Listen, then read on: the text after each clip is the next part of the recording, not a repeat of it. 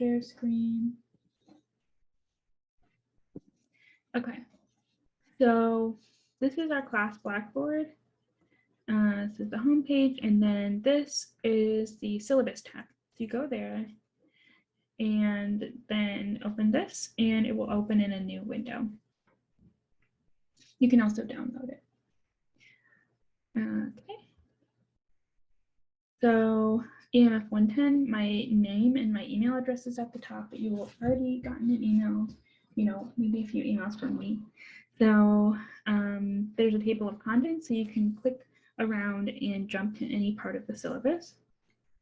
Then we have the course description and kind of overview.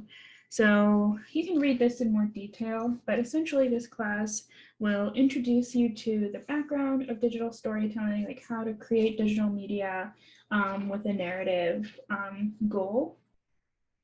And when this class is over, you can use this to make, social media posts, YouTube, personal projects, family projects, really like the sky's the limit on what you can do with your digital like video and audio and image skills when this class is done.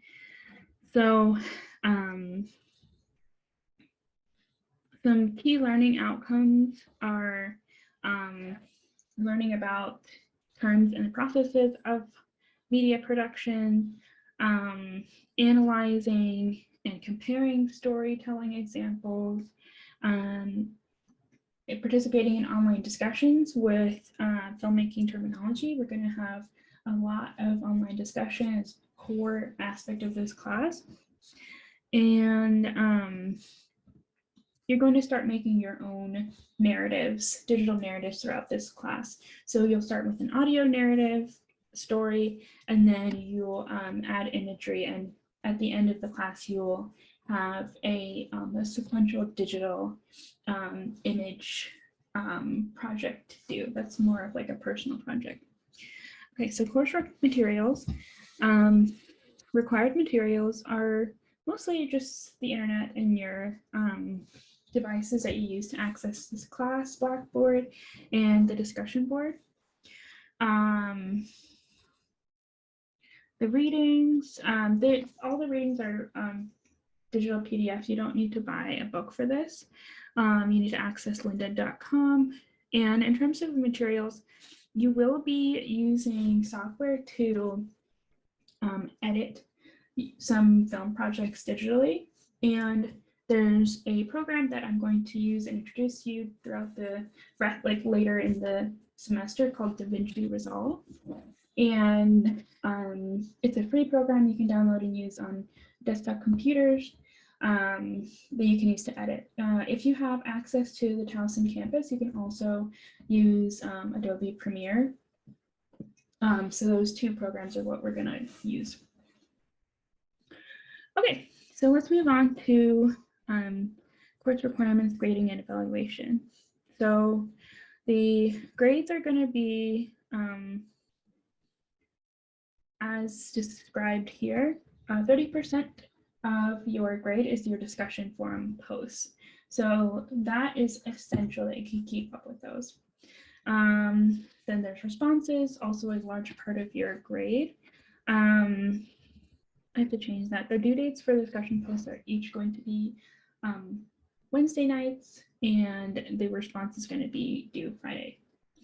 Okay, there's a sub-label storyboard project. There's 2 different quizzes.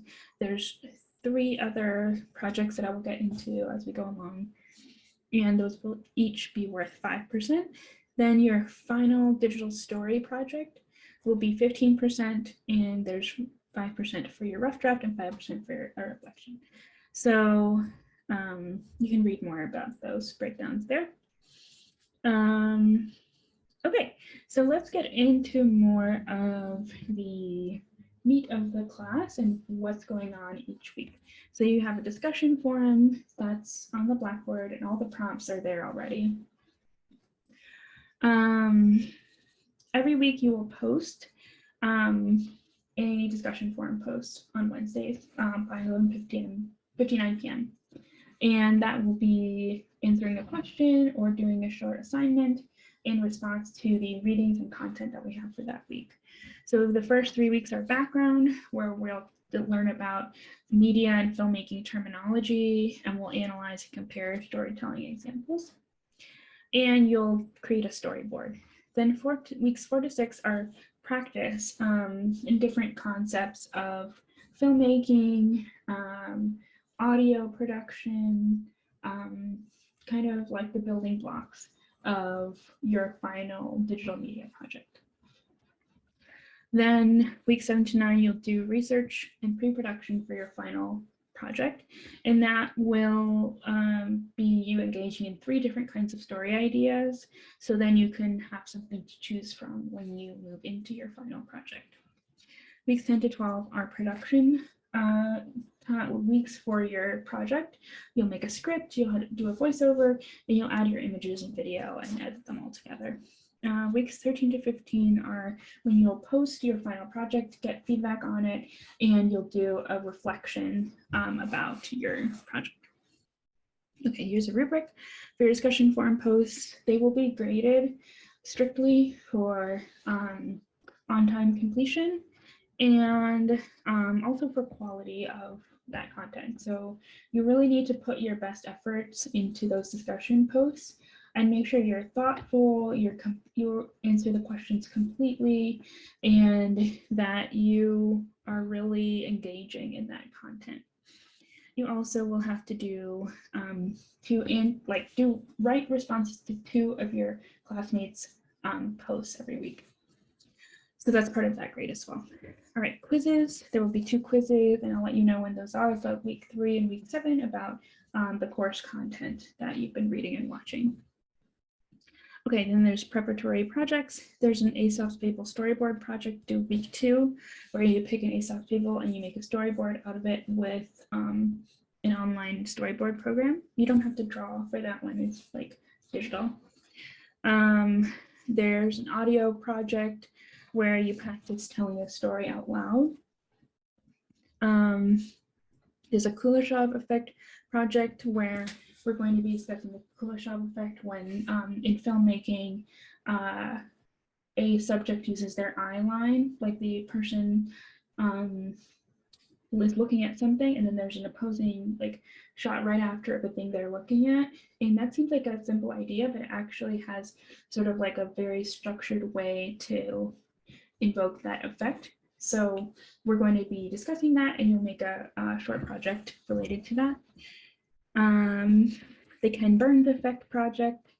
So the Ken Burns is he's a documentary filmmaker that made many famous documentaries, and we will make a project where you use an effect that he made famous, which is moving an image, like showing an image. You've seen this documentaries, I'm sure, over and over. You show an image and it slowly pans in on maybe the subject's face or another part of the image, and that really helps sort of direct the narrative of why you're using that image in a piece of film.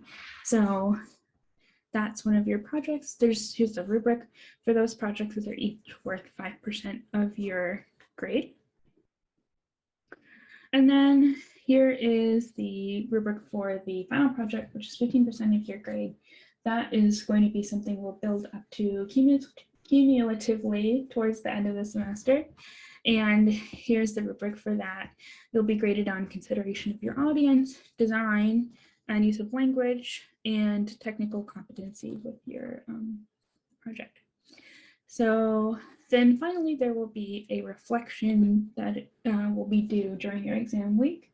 The project will be due before exam week, and then during exam week, we'll just kind of have this due, which is like a wrap up and a reflection on your project.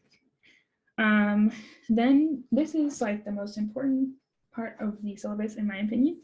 Here's the course schedule. I'm not going to read every single bit of this out loud. You can just peruse it and read over it.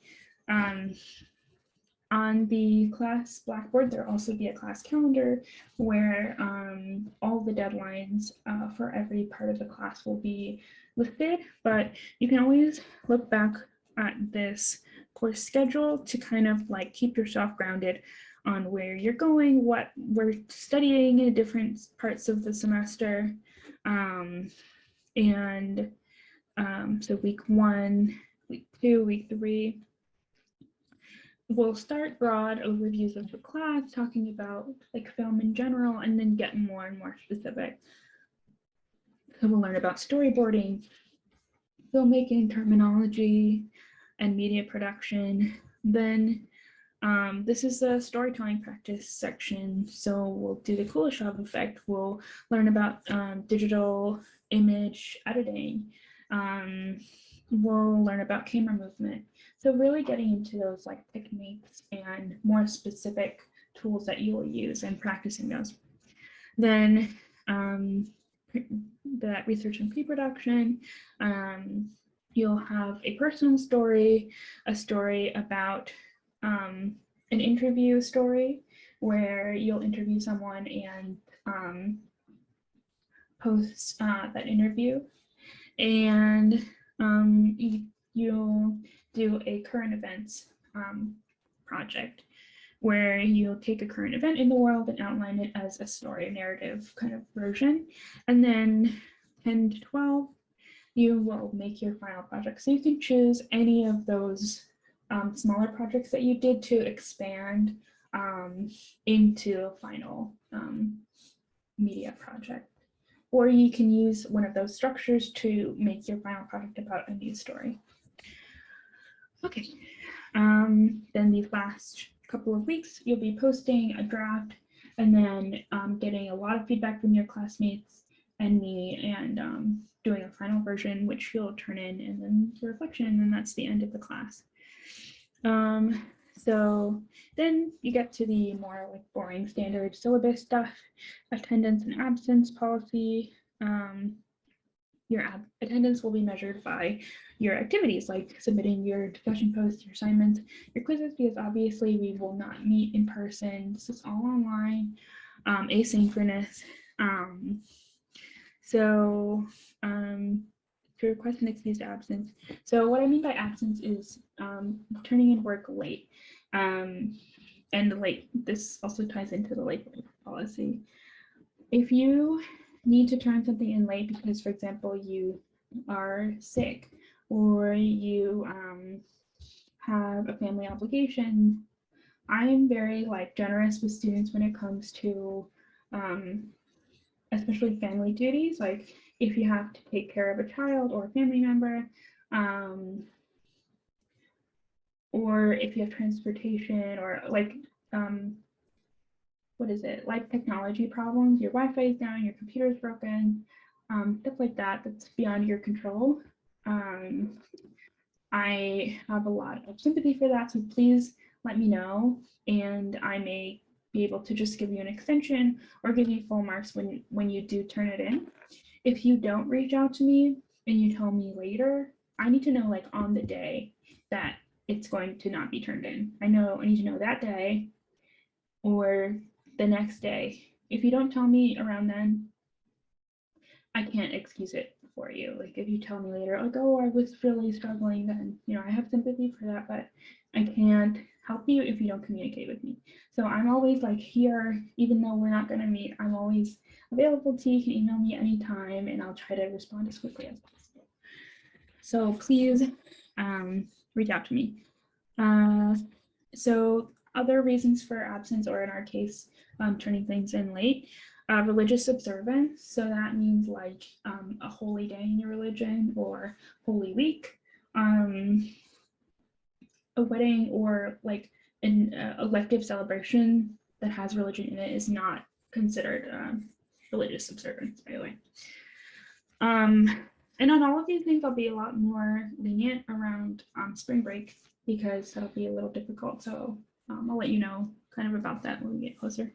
Participation in university activities are also excused absences. So athletics, dance team, that kind of university activity, you need to let me know ahead of time because those things are usually planned, but I will probably be able to work with you on that.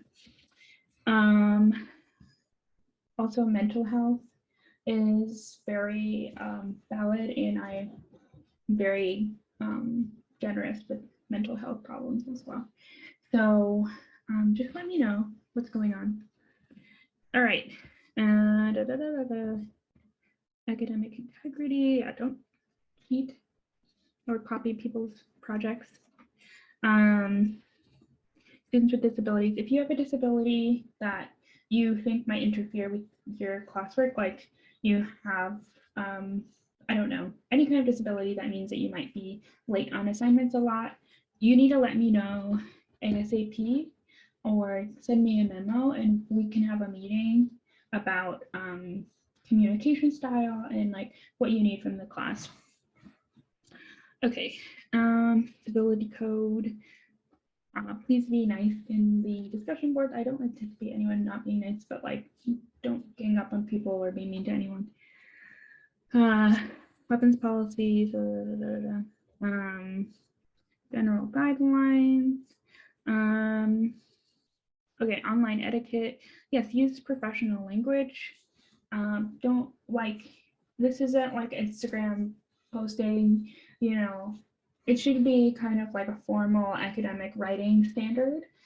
Use your best expression and sentence structure and capitalization and all that stuff. Be sensitive to cultural differences, avoid slang, don't use profanity, don't disrespect people. You can disagree, you can respectfully disagree with someone or share a different opinion. No texting, acronyms, or caps lock. Use good grammar and spelling. So these will be graded just like any other academic writing. So it should be very formal. Okay. Blackboard. Okay. Technical support. If your Blackboard is ever like misbehaving, reach out to the Towson OTS. They have a chat available most of the time that can help you resolve any problems. Maybe things aren't loading or needed access on mobile and it's not working. Reach out to them. Don't reach out to me. I don't really know like how to help with that. But make sure you reach out when you need to for help with that stuff. And Towson provides 24/7 chat support and phone. I don't know if their chat runs all night. It might be phone, but you can always call someone. All right, academic support. You can go to the Undergraduate Academic Advising Center, multimedia resources, yes, student computing services. You can check out digital cameras from the student computing services in the Cook Library. Lynda.com is there for you. Research Up Cook Library is there, and the Towson Writing Center is also great for if you want to have someone review any of your writing, your discussion posts, or anything like that. Okay, so that's the syllabus. Hope it all made sense. You can always ask me questions if it didn't. Okay, I'll see you later. Bye.